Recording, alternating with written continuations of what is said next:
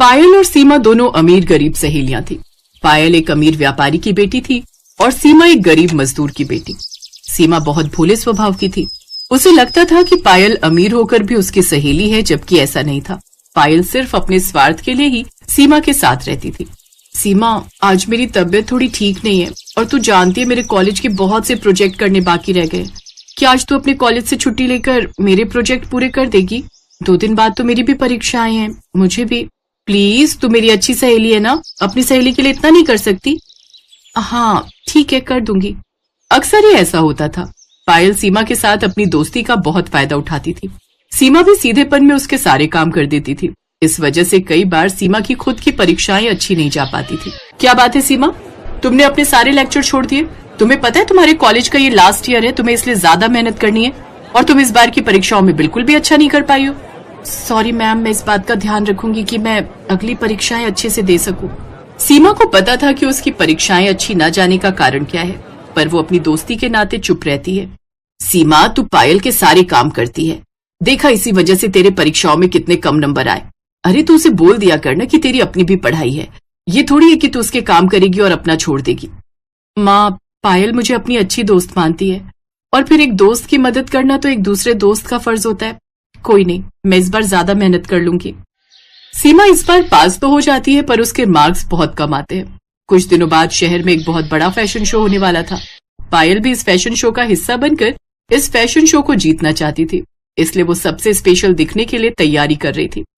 पापा, fashion show में जिसका लहंगा सबसे बेस्ट होगा उसे ही फर्स्ट प्राइज मिलेगा। मैं चाहती हूँ मेरा लहंगा सबसे सुंदर और स्पेशल दिखे। पापा, क्यों ना आप मेरे लिए सोने का लहंगा बनवा दो? बस फिर तो देखना किसी की भी औकात नहीं है कि मुझसे जीत जाए, क्योंकि सोने का लहंगा सिर्फ मैं ही बनवा सकती हूँ, क्योंकि मैं बहुत अमीर हूँ। हाँ हाँ ठीक है मेरी प्यारी बिटिया, जो तुम चाहती हो वैसा ही लहंगा बनवा लो। सोने का लहंगा बनवा कर दे रहे हो? अरे बहुत महंगा बनेगा। तो क्या हुआ पायल की माँ, हमारी बिटिया कुछ दिनों बाद अपने ससुराल चली जाएगी। अभी तो शादी से पहले इसके पास मौका है इस तरह से कंपटीशन में हिस्सा लेने का और अपनी इच्छाओं को पूरा करने का। कोई नहीं, जा बेटिया, तुझे जैसा सोने का लहंगा बनवाना है बनवा ले, पैसे मैं दे दूंगा। ठीक है पापा। बातों ही बातों में पायल को पता चलता है कि सीमा भी इस फैशन शो में हिस्सा ले रही है, तो वो जोर से हंसने लगती है। तू और कंपटीशन में हिस्सा लेगी? रहने दे, तेरे पास तो इतने पैसे भी नहीं है कि तू लहंगा खरीद सके। ये कंपटीशन ना हम जैसे अमीरों के लिए, तुम जैसे गरीबों के लिए नहीं। एक सेकंड, बुरा मत मानना, मैं जो बोल रही हूँ सच बोल रही हूँ। कंपटीशन में सबको बढ़िया लहंगे पहनने, और तुझे पता है मैं पहले ही सोने का लहंगा खरीद चुकी हूँ, तो कंपटीशन में दूर दूर तक कोई नहीं है जो मेरी बराबरी करेगा। तू मेरी सहेली है इसलिए तुझे समझा रही हूँ, तू इस कंपटीशन में हिस्सा मत ले। वो तो ठीक है, पर माँ का मन है कि मैं इस कंपटीशन में हिस्सा लूं। वो मेरे लिए बहुत सुंदर लहंगा तैयार करने में मदद कर रही हैं। मैं लहंगा घर पर ही सिल रही हूँ।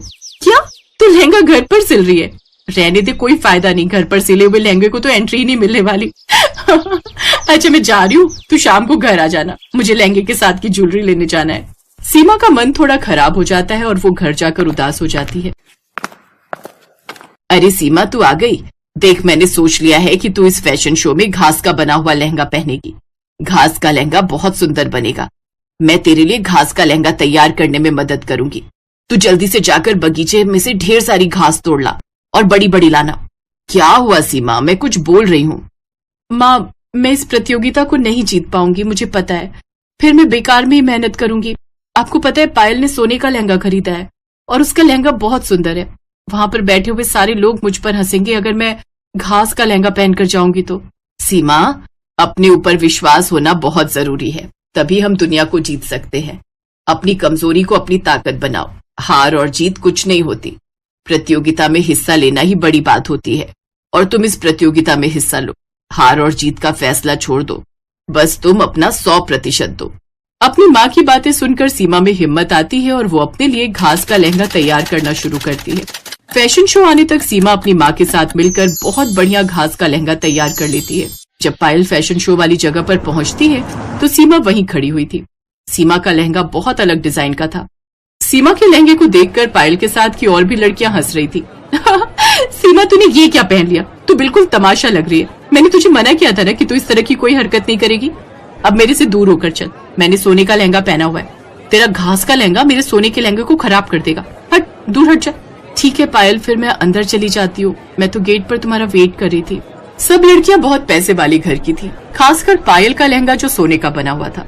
सबने पक्का यकीन कर लिया था कि प्रतियोगिता का प्रथम पुरस्कार पायल ही जीतने वाली है। फैशन शो स्टार्ट होता है। एक एक करके सारी लड़कियां स्टेज पर पहुंचने लगी।